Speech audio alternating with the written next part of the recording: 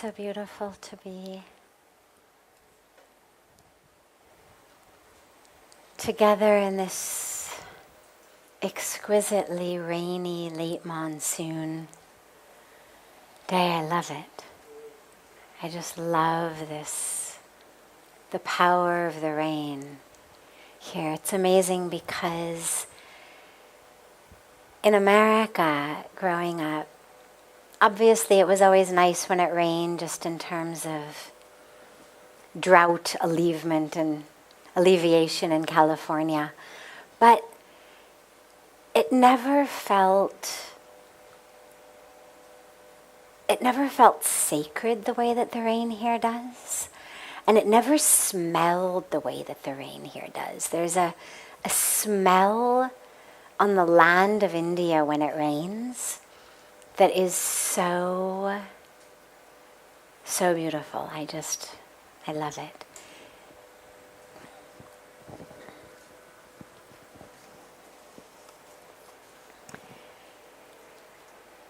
So we start,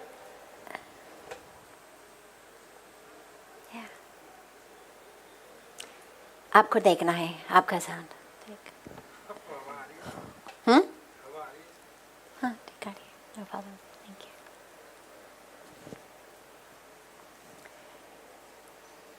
So we start as usual with a question that's come in advance and then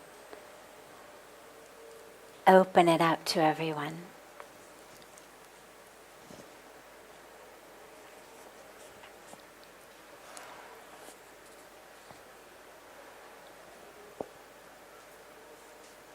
Where can we find good role models?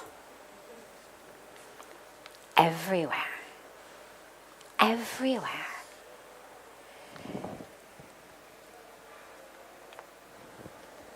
If your eyes are open, and your eyes are really open, looking for wisdom, looking for guidance, you can find it anywhere.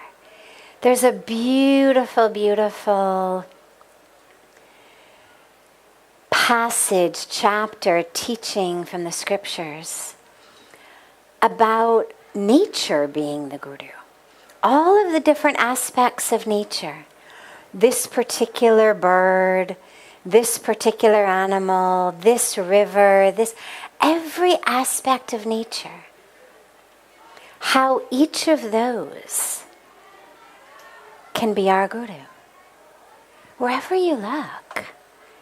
You look at the people sweeping the floor with joy, with love. What a role model. How many of us feel like that's beneath us? If I had to sweep the floor, I'd be frustrated and angry. And for me, one of my most powerful role models are these women who walk through the Himalayas with the firewood on their heads, or the ones walking through carrying water. I mean, you think these women are spending more than 50% of their day going out to get wood, going out to get water. Now, it's not right if you look at it just from a human rights, gender equality, development perspective. Obviously, there should be solutions. They should not have to be going out to collect firewood. They should not have to be spending all day to get a bucket of water. But if you pull the teaching of the women themselves out of the perspective of developmentally what's right, what isn't right, and you simply look at the smile on these women's faces, if you say to them, how are you? This was one of the first things that ever struck me so deeply here in India was, you say to these women, how are you? And they don't say, oh my God, can you believe it? And it rained and there's no dry wood and I've got to cook the meal. what am I going to do? Or, my God, my worthless, useless husband sits around all day long getting drunk and I've got to go out and collect the wood. Nothing. Just Sab Bhagwan ki kripa. It's all God's grace. And you think, it's all God's grace. What a teaching. I mean, yes, we know in theory it's all God's grace. But to be able to really live that, when day after day after day, you're going out to collect firewood that you've got to carry home on your head, it's all God's grace. With joy, not a sense of resignation, not like, oh, well, I guess this is my lot in life. It's God's grace and I haven't gotten any. Not that. Just this joy. Sab Bhagwan ki kripa. It's all God's grace. So for me, that's an extraordinary role model. Because otherwise you look around at people who have everything. And yet, do we really realize how much of our lives is just God's grace? If somebody stopped you in the middle of your workday and said, how are you? How many of us sitting in plush offices with water at our fingertips or a cup of something hot, fire, no problem, just turn on the stove. Everything at our fingertips. How many of us would answer the how are you question if caught unaware in the middle of our workday with it's all God's grace? So in terms of looking for good role models, just open your eyes. I mean, I guess, of course, it also depends on a role model for what. I mean, I look at the question, and to me, a good role model means someone who would guide me on how to live a life that's meaningful, that's joyful, that's connected to the divine. If you're looking for a role model on just how to make a whole bunch of money, then maybe these women wouldn't necessarily be your best bet. But if what you're looking for is a role model on really how to live, we've got them everywhere. And of course, if you run out of people in your circle, just open any scripture. The scriptures are full of models. Just yesterday when I was in Delhi for a beautiful interfaith gathering with UNICEF on bringing faith leaders together for climate change and so many other important things, I also had the beautiful blessing of spending some time in a Ram Katha, where the story of Bhagwan Ram is being recited. And when I was speaking there, I was saying, we get such teachings from these divine beings. Not just blessings, not just grace, but actually teachings about how to live. And so when we think about a role model, well, just open up any scripture. And whether you look at the life of Bhagawan Krishna, you look at the life of Bhagawan Ram, you look at the life of Bhagawan Buddha, the Buddha. Look at the life of Jesus Christ. Look at the life of St. Francis of Assisi. Look at so many lives. I mean, there's no shortage of role models. We just have to be open to really find them. I mean, I think every person who's getting up every day and going to work in a thankless job, checking out somebody's groceries at the store, I mean, they're a role model. of just doing their duty. They've got a family to feed, mouths to feed. Maybe they weren't as fortunate enough to get the education that most of us have gotten, to have the freedom that most of us have, not to have to bag groceries in order for there to be food on the table. But there they are with a smile, even in the middle of COVID. You think, my God, putting their lives at risk. But they've got to do it. And there they are, always with a smile. How are you? We're the ones always too busy. Yeah, here's my credit card. Don't talk to me. I've got to go. But they're always there smiling. So I think if we make a practice of looking for role models everywhere, we'll find them everywhere. And it's a very humbling practice. It's a beautiful practice. It's also very humbling because it makes you realize how everyone can be a guru to you. Not necessarily the guru you're going to follow forever or take initiation from, but in that moment, a bringer of light, a dispeller of some aspect of darkness, someone who has shown us the way.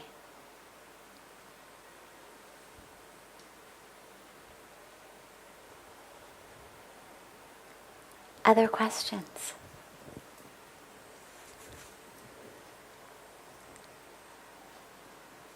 Yes. There's usually a mic. Thank you. There you go. Yes. Namaste, Sadhviji. So my question is around theory of karma, and we have been teaching since childhood the teachings of Bhagavad Gita and all, and it's mainly around karma and all. So what we, of course, we don't know everything. We haven't read everything, Upanishads and everything. So what we got to know is whatever we are facing in this life is basically the result of what we have done in past births, right? So it makes us feel very powerless and hopeless because whatever we have done, now we cannot change it, right? Now we can do our actions, we can do service, we can do prayers, we can do chanting. So there is a little confusion within me, and I want to get the enlightenment from you that how much is whatever now we are going to do in our life, how much is controlled by our last births and how much is dependent on the our present janma karma. Beautiful. So the law of karma is one of the most powerful laws, powerful ways of understanding our life, but it's also one of the most widely misunderstood aspects. People tend to take karma as something that you just have to resign yourself to. Okay, so I'm sick and I'm miserable and I'm a failure. I guess this is just my karma. That is not true. Now, the word karma actually means action. That's what the word means. Karma means action. Now, as we know, whether we get it from our scriptures or we get it from Isaac Newton, each action is going to have a result. What in physics we say an equal and opposite reaction.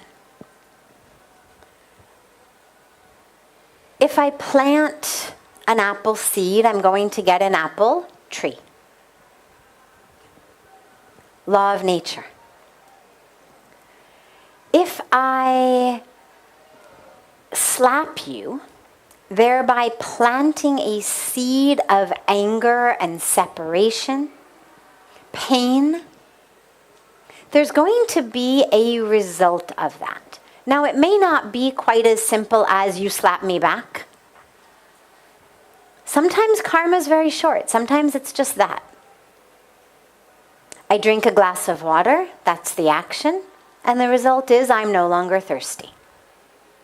End of the karmic cycle. I'm not carrying that glass of water that I drank into my next birth. But then we have actions that tend to have a lot longer consequences.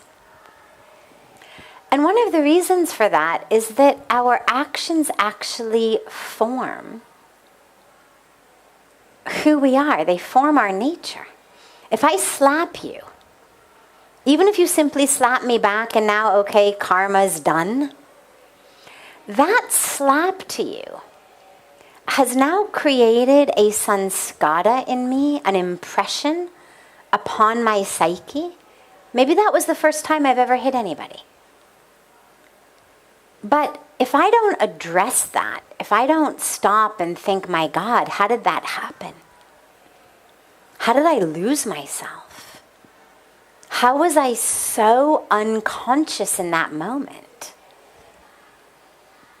that somehow my hand just did that? Like, where was I? And how can I make sure that I'm never gone again if I don't do that sort of introspection? Well, then that action is going to create an impression, a sanskara, a neural pattern. And what I'm going to find is that now I'm much more likely to hit people in the future. That starts to become a habit, a trait, a character. Now I am someone who hits people. Now my whole way of thinking of myself is different. And now, of course, we're looking at something that's got a lot longer ripple impact than just one action.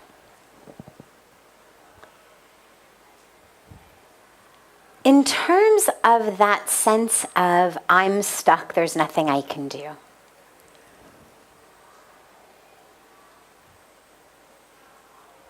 Where you are right now is a result of all of your past karma. This life, past lives. The actions you've done, the habits, the traits, the characteristics you've developed. I mean, you're sitting in satsang now. Now, for some of you, this may be the first action. For some, it may be a new karma. You've come to India to travel. You came to Rishikesh. You came for the beautiful Ganga Aarti. You decided, okay, let's see what this satsang thing is. You come in. Now it lays a brand new impression in you. But for most of you, my guess is there's already an impression on some level. Many of you are here to be studying yoga. Somewhere in your past, there was already a characteristic, a trait that was created that has brought you to here because you are the type of people who come to satsang. And so you've got two different ways that you arrive here. One, it's the first action, the first karma, it's the beginning now of a new way of being. Or it's because you've already got a habit, a characteristic of being here. But either way, however you got here. Maybe you came here under duress because the person you're traveling with said, no, I won't go out for pizza with you until we have satsang. However you got here, it's due to the past, what you've done in the past, the characteristics, the habits, the relationships, all of it. And when I say past, it doesn't necessarily mean 20 years ago. It may be simply an hour ago, half an hour ago, you were sitting in Aarti and made the decision to come into satsang. But the past is what brought you here. what you do now is creating your destiny for tomorrow, for next week, for next year. So where you are now, at this point in your life, what your job is, what your relationships are, what your bank account looks like, what your health is like, what your brain patterns are, this is all due to past karma. But what you do now is creating where you will be in the future. I always say right now is the pre for all of that which is predestined to happen next week or next month. Right? We talk about, is something predestined? Well, it is, but that's because we have done something in the past to make it happen. So what you're doing right now is creating your destiny for the future. Now, can you undo the past? No, unfortunately, there's not a rewind button on life. Those of us who spend a lot of time at a computer, sometimes I have found myself trying to put computer commands on life. So in a non-Mac computer, if you want to undo what you just did, you do Control Z. I think on a Mac, maybe it's Apple Z or something like that. And it just undoes whatever you just did. And I have certainly found myself in life doing things like spilling a glass of water. And my initial instinct is, oh, I'll just Control Z that. Like, I'm just going to undo the fact that I just spilled a glass of water. And it always takes a moment for my brain to kick in and realize, no, actually, you've got to go get a sponge. Because this is real life. Like, you can't rewind it or undo it. But you can shift it. And so, for example,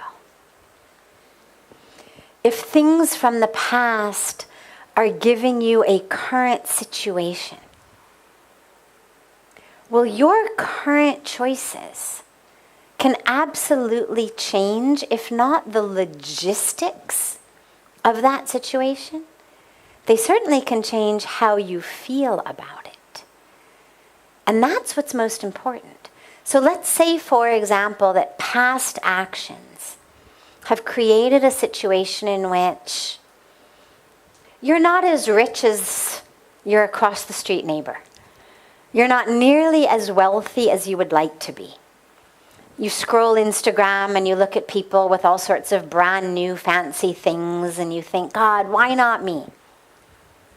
Well, so okay, whatever your past actions have created this moment in which you've got however much you have, including if it's not as much as others. But what you do now, even though it may not immediately be able to change your financial situation, it can immediately change how you feel about your financial situation. You can go from being poor to rich like this. Not because you've got some magic mantra that's going to bring piles of money in front of you, but because your way of thinking has shifted. Wealth is not what we have. It's how we feel about what we have. One of the other things that hit me so powerfully when I first came to India was the incredible generosity of the people who were so far below standards of poverty that I had grown up seeing. I mean, we've got a vision of what is your poverty level. And then here were all these people who were so far below that level. I mean, people who have nothing. But all they want to do is make you come home for a meal so they can feed you. Everybody's like, come home, come home, come home. And I would think, you don't have enough money to feed your family. But their felt sense experience was, we live in abundance. And okay, there may not be money for vegetables, so be it. We will eat rice and dal. But the experience is one of abundance. Whereas I grew up amidst so many people who had so much, but whose personal felt sense was of lack. And those are people who are poor. So, no, you can't wave a magic wand and immediately turn the fruits of your past karma that's currently less finances into suddenly more finances. But you can go from rich to poor, from poor to rich, or vice versa, just based on how you think. And in the same way, that which we do, it changes our entire life. Because as is our vision, in Hindi we say, Jaise drishti, vaise shrishti. As is my vision, so is the creation. As I see the world, so it is. So a lot of us think that the key is, how do I change the outer world? How can I change my external situation? But actually what our sadhana is about is changing our internal situation. Because the minute my internal situation is changed, well, so is my external situation. And so that's the power that you have in every moment. So as you change your actions, immediately thoughts change. Your experience of your reality changes, therefore your reality changes. You start engaging in different actions. And so therefore your actual future destiny changes. So right now is the moment to grab. And the first place is to start with your thoughts, because that's where it all begins. That's the seed. And as we change the thought, my immediate experience changes. And then how I move into my next moment changes. If I'm moving through the world feeling like I'm an object, I'm just a physical body, my size, my shape, my color, my bank account. Therefore, I'm seeing others as objects. So I move through the world in that separation, lots of judgment. Everyone I see is either pretty or ugly, rich, poor, successful, failure, worthy of being my friend, not worthy of being my friend, someone I want to engage with, someone I don't want to engage with. Right? That's how most of us move through the world. As objects, seeing objects. But if I shift my way of thinking, and I realize I'm not an object, I'm soul, I'm spirit, I'm consciousness, I'm love. Well, that's what I start seeing in others. And then you start seeing others as consciousness and love. And yeah, they may be having a rough day. We've all had rough days. But it doesn't change the nature of who they are. And so we stop judging, we stop criticizing, we stop name calling. And we start seeing others differently because we see ourselves differently. And that's the power of our sadhana. Changes everything.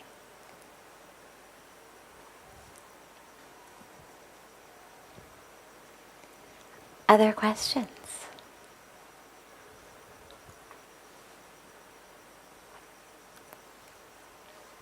Yes.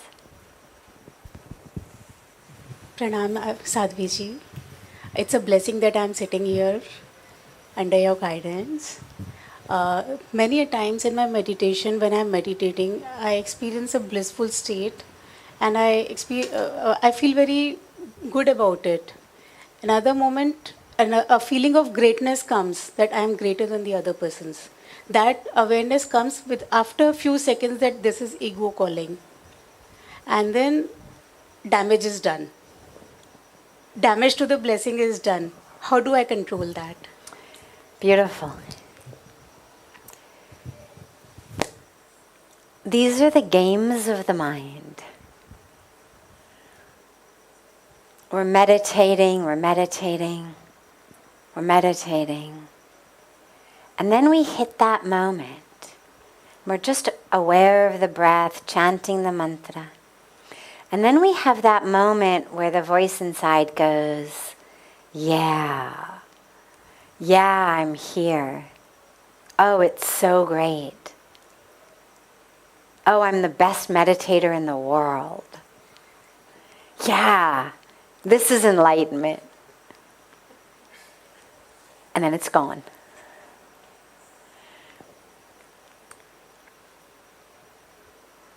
But it's the game of the mind. So first of all, you should know that you're in good company. This is very, very common. It's what the mind does. And the good news is it's not lost forever. And as you meditate more and more, and you know this is the tendency, as you start to hit that moment, you just are able to bring a little bit of extra consciousness to stay on the breath, to know my mind is just about to go into that spiritual ego. And you just watch it with a little bit more attention. Keeping the awareness just on the breath, you just stay a little bit more aware. Chanting the mantra, anchored in the breath. And if it happens, it's all right. Just be aware it's happened. Watch it happen. And then bring it back. Bring it back. Just recognize it's just another wave of the mind. One moment it's an itch. The next moment it's a to-do list. The next moment it's a grudge. The next moment it's that I'm enlightened and the best meditator in the world. They're just waves of the mind doing their thing to keep me from finding that stillness. It's the mind continuing to try to make sure you remember that it's there. That's all it is. The ego just doesn't want to be forgotten. The very first job that I ever had was a summer camp counselor. I was in college, and I was in charge. It was a day camp, and I was in charge of the youngest group of kids. I've always loved kids, so it was a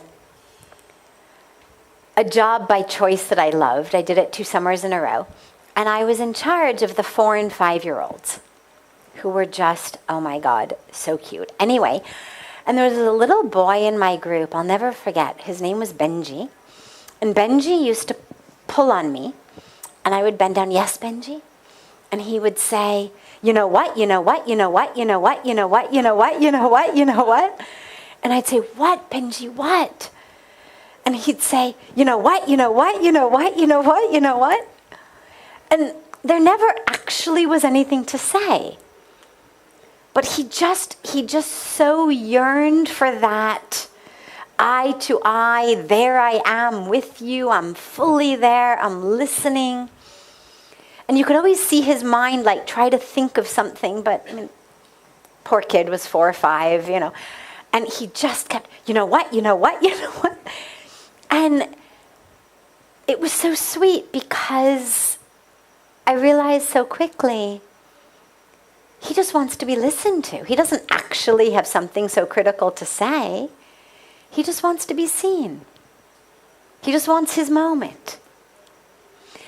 And I always think of Benji when my mind does this, is that it's just my mind, sort of the ego in the mind being like Benji, trying some way to not get forgotten.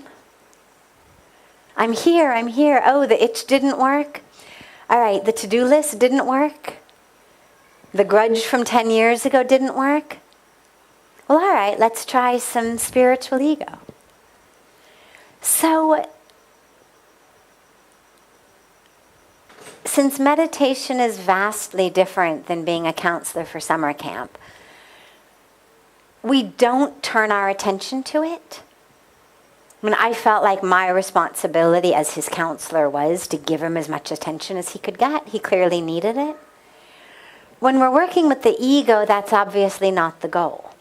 The ego just feeds on more and more attention. But to just realize it's as harmless as a child just clamoring for our attention.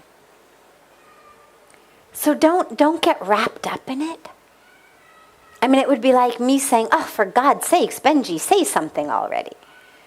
I mean, that would be so inappropriate, unnecessary, and not in alignment with what the moment needed. I didn't need him to tell me anything. And so, same thing when the mind plays its games, don't get caught up in the content. The content is irrelevant. It's just trying to disturb you. It's just trying to make sure that you don't reach a state beyond mind, when reaching that state is exactly the goal. So when it happens, it's all right. Notice it. Don't berate yourself. Don't tell a story about it. Just bring the mind back. Just start over. There you go. And you'll just notice it as just another wave. It happens. And you just bring the mind back.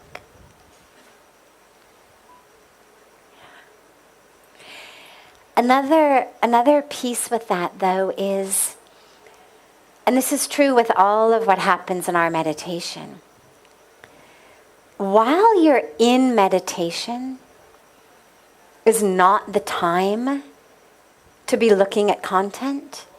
It's not the time to be analyzing, or it's the time to just be bringing the mind, bringing the awareness back to the breath, to the mantra, to that state of just pure awareness.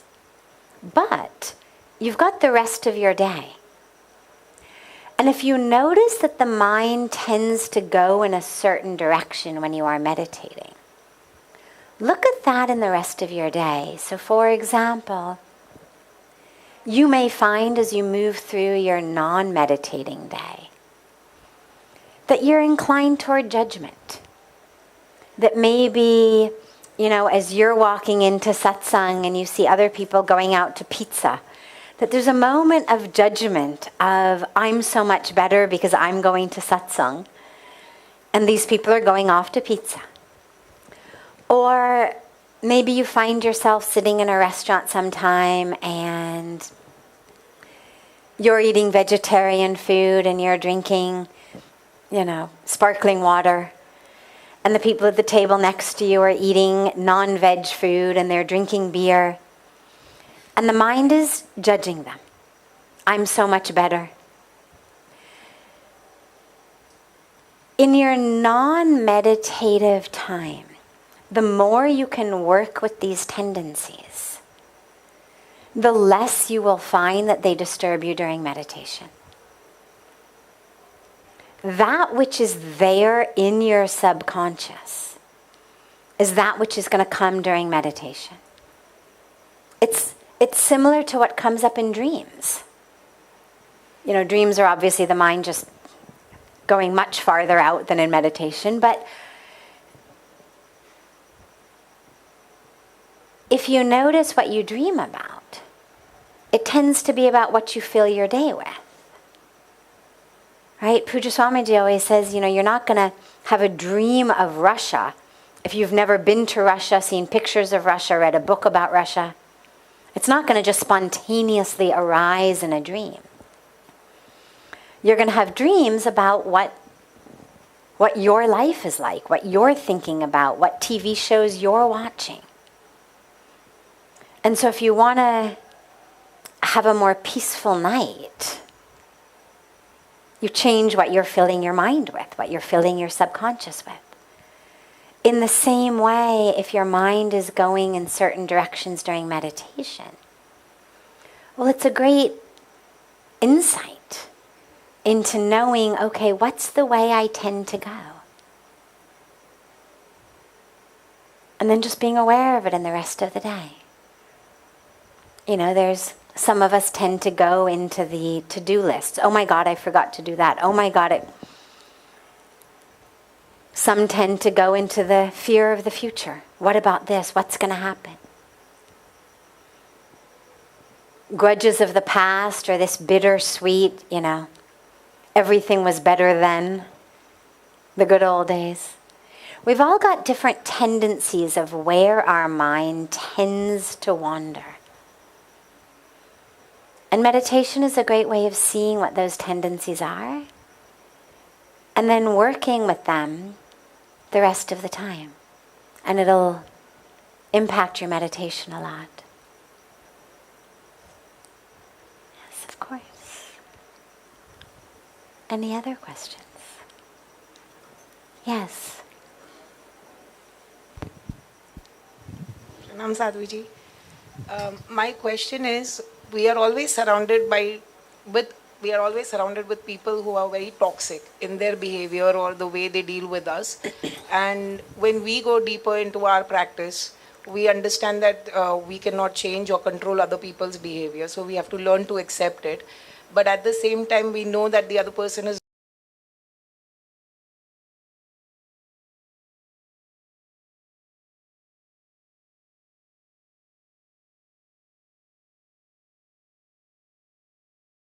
mentally aware that it should not affect us, but it still does leave its imprints on us.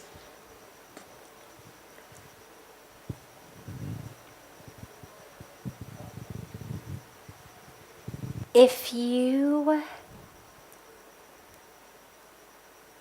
want to be healthy in the body and you eat junk food, you can get by it when you're really young. But as we start to get older, it starts to take a toll on the body. And if you make a commitment, I want my body to be healthy, we'll have to avoid junk food. Doesn't mean I can never have a French fry, but I have to make a really concerted effort that the water I drink is going to be clean, the food I eat is going to be clean, fresh, organic, healthy, the air I breathe. You start making really committed efforts. The same is true about our spiritual world. We're energetic beings. And the energy that impacts us is not just that in our food or water or air, it's all of it. Think for a moment about the last rock concert you were at.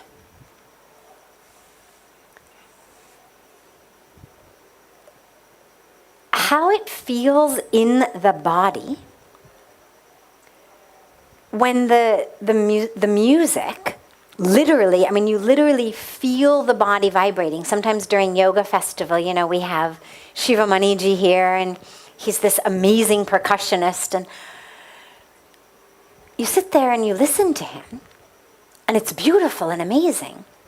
And I literally feel my body is vibrating.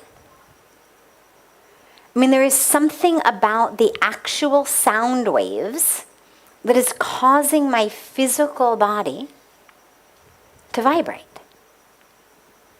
And it lasts hours. I mean, I come back, I lie in bed, and I still feel like my body is vibrating.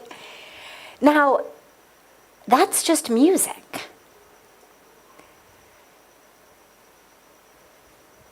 But everything's energy. And so we're literally being impacted constantly on really powerful levels by what we surround ourselves by. It includes the music you listen to.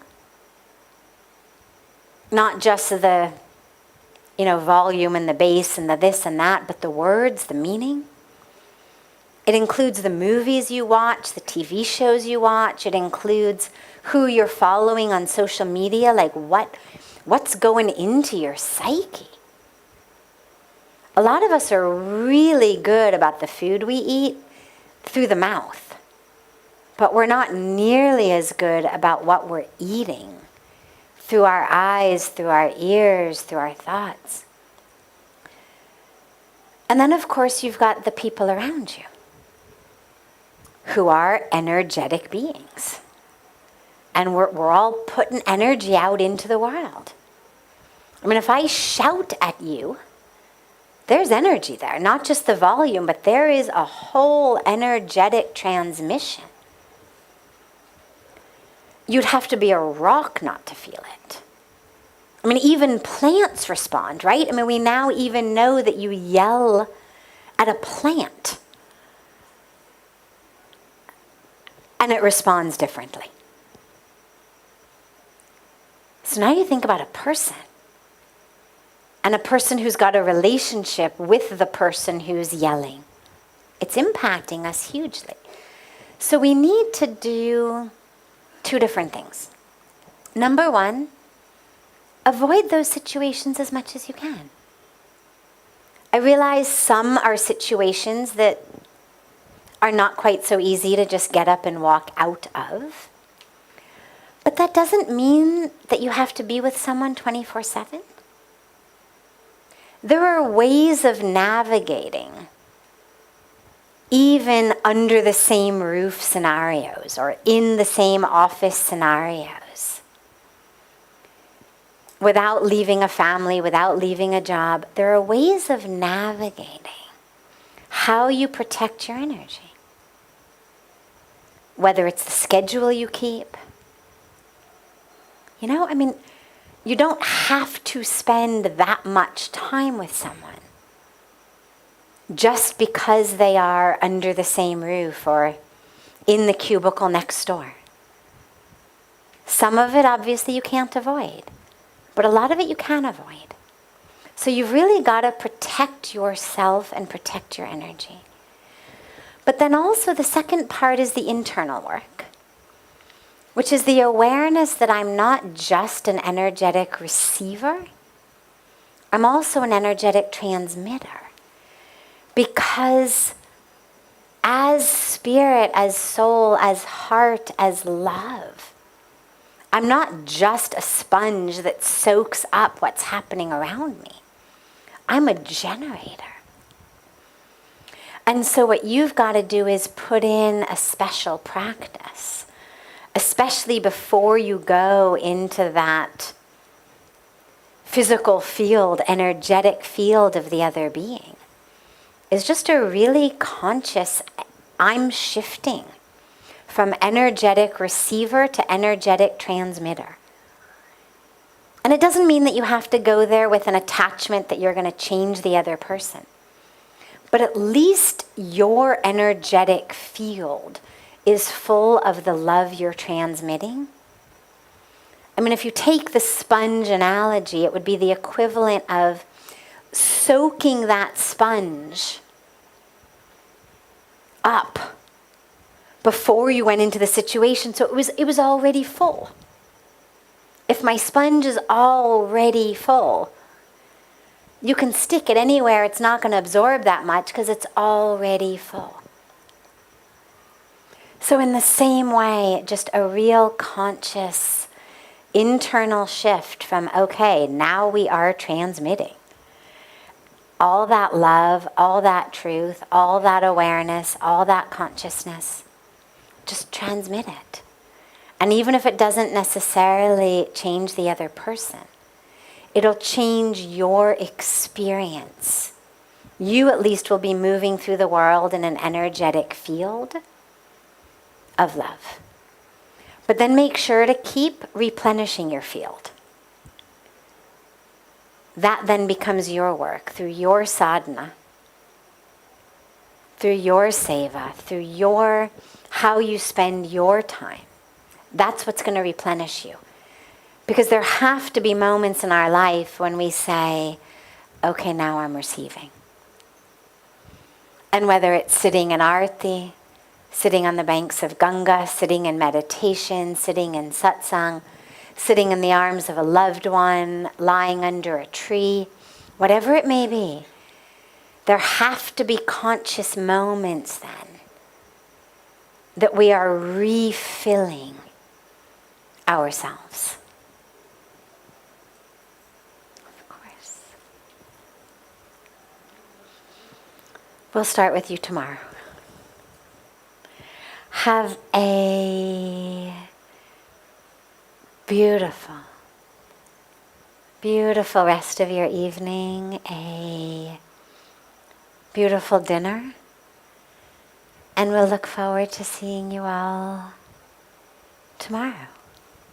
It's a beautiful, rainy night. And of course, a beautiful morning and day to our family joining us from all over the world.